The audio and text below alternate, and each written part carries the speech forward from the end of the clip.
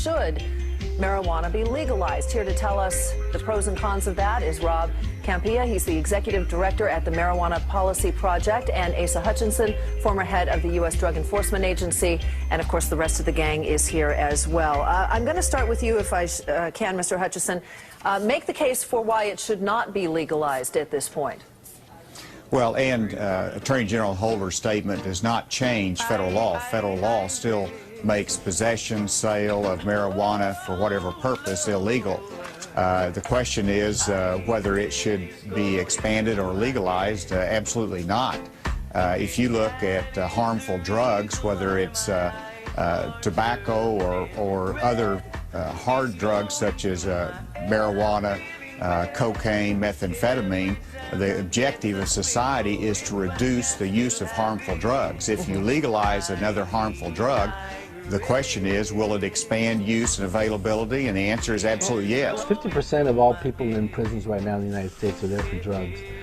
It's such a drain on the economy and such a drain on our budget that, and that's not even counting an addiction or trying to track these people down. And that money could be used for much better resources such as education. Look, you guys know, even though this is the internet that we're on right now, you know that somebody. I'm getting all serious for the internet. You know, again, I'm not familiar with all the details of the initiative that was passed and what safeguards there were in place, but I think the basic concept that using medical marijuana in the same way with the same controls as other drugs prescribed by doctors, I think that's entirely appropriate. You legalize, you will at least double, some studies say 5 to 10 times as much. You give drugs to kids, they'll use them, period.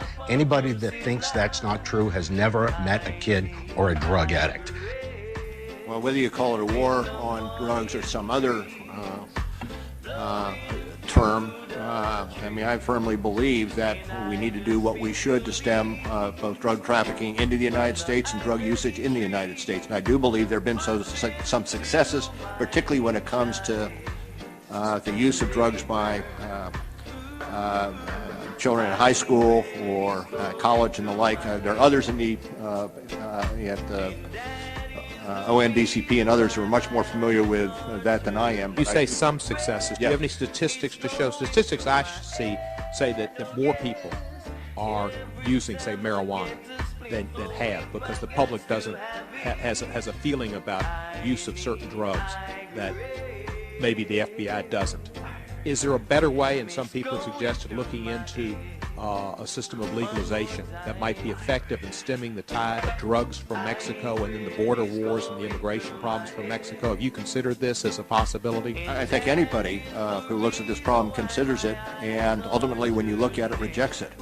I tend to think that the use of particular drugs goes in waves. You'll have marijuana for a period of time, then you'll have heroin, then you'll have cocaine, then you'll have crack cocaine, then you'll have methamphetamine, and then you'll have OxyContin.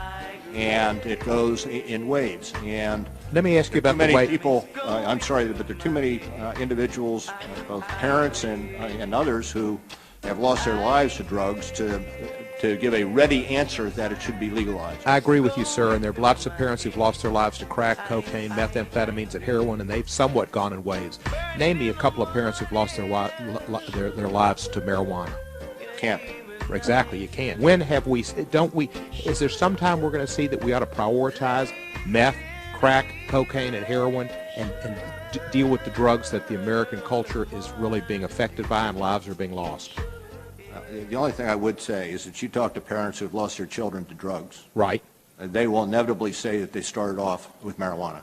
And if you're looking for this so-called gateway drug, the most addicting drug, it is claimed by many scientists, it's nicotine. That's more addictive than marijuana, and it kills more people. So we're on the wrong track, and we could do so much better by just coming to common sense.